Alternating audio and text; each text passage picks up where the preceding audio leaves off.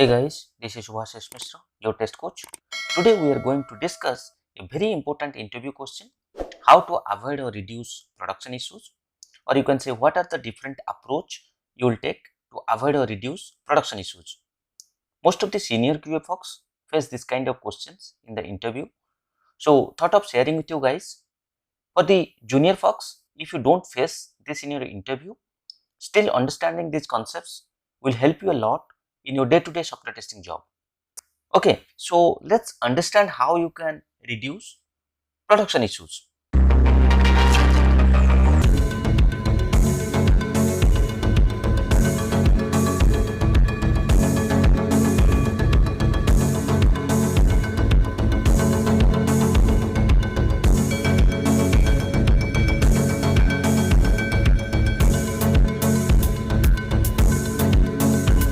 First of all, we all need to accept we all do mistakes. For example, forgetting to lock the house before we leave or forgetting to carry the laptop to office. It happens, right? It happens unintentionally. And when it happens, it causes serious problem to us, right? If you don't lock your house and you go out, your house can be stolen, right? Similarly, when a software developer develops an application, he or she introduces bugs. It happens. It happens unintentionally. So bugs are inevitable, but these bugs can be identified, fixed, or prevented entirely long before they reach to production environment. Else, it can cause serious issue like customer dissatisfaction, loss in business, and lot more. So let's understand few tips how to reduce these production issues and boost the overall software quality. So the very first point is change the mindset about defects. As I have said before, defects are inevitable. They will occur at some time. Many times we have seen the mindset, whenever there is a defect, let's just go ahead and fix it. But we need to come to a place where we need to fix the root cause of the defect. We need to implement the testing process early in the development life cycle. We need to build practices which will simplify the identification, debugging, and resolution of the defects. That's why the point, like, we need to change the mindset about our defects. Right. Now we will move to the next point, that is analyze the requirements. So this is very important for all software testers. The software testers should understand the requirements very clearly. Testers should participate in the design phase of the requirements and should ask right set of questions. There should not be any assumption that system will work in this way or system will work in that way. There should be proper clarity. System will work in this manner only. So before testing the application, testers should be clear on what expected with no ambiguity. Now we will move to the next point. Practice frequent code refactoring. We know refactoring helps in improving and optimizing the product by redesigning the structure of already existing code without modifying the fundamental behavior.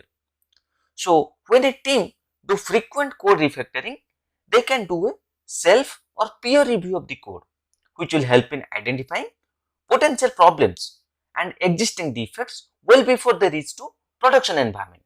Then we will move to the next point, that is perform aggressive regression testing. So we all know about regression testing, right? We all know the power of regression testing. So regression testing is done to verify that a code change in the software doesn't impact the existing functionality of the product. Regression testing is done to make sure the product works fine with new functionality or bug fixes or any change in the existing feature. Previously executed test cases are re-executed in order to verify the impact of the change. Regression testing should ideally be performed on a regular schedule or basis, such as after every change, at the end of every day, or weekly or bi-weekly, and all, right. So the more often regression testing can occur, the more issues can be discovered and resolved, and the application will be more stable and it will reduce production defects dramatically. You can always utilize automation for regression testing, right. Now we will move to the next point, execute defect analysis. So what is defect analysis first? Defect analysis is part of the continuous quality improvement planning in which defects are classified into different categories and are also used to identify the possible causes in order to prevent the problem from occurring. The main target of defect analysis is to analyze defects, identify root causes of the defect, and then developing and taking measures of actions to minimize defects. Defect analysis is usually performed with help of knowledge learned and gained from the defects that were discovered previously. So, defect analysis helps in preventing problems in other areas. Defect analysis reduces reoccurrence of defect, due to which rework required to resolve it is also reduced. Reinspection is also reduced. Cost required for solving the defect is also reduced. So, defect analysis plays a very important role to reduce issues.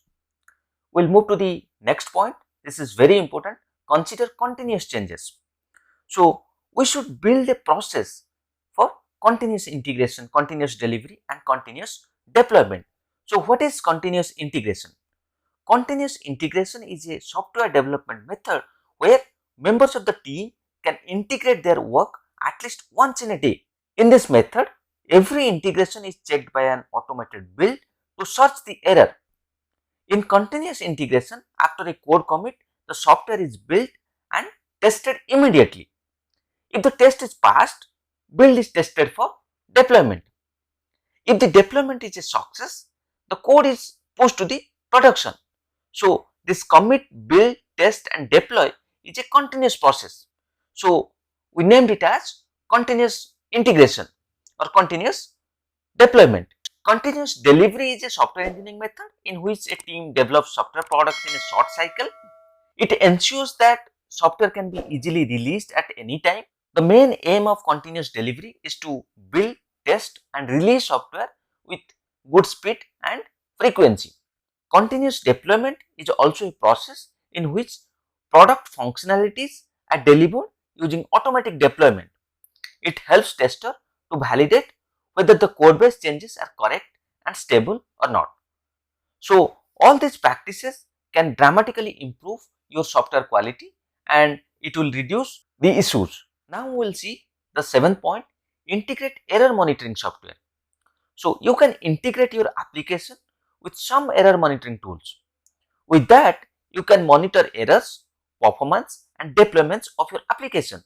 The moment an error occurs in your application, this tool will notify you with real-time alerts. So, it helps support team in early analysis of any failures noticed. So, if you integrate error monitoring software, it will be really easy and quick to find the production issues and reduce the production issues. So, these are the 7 different ways to reduce production issues. You can utilize this in your day-to-day life, so to reduce issues.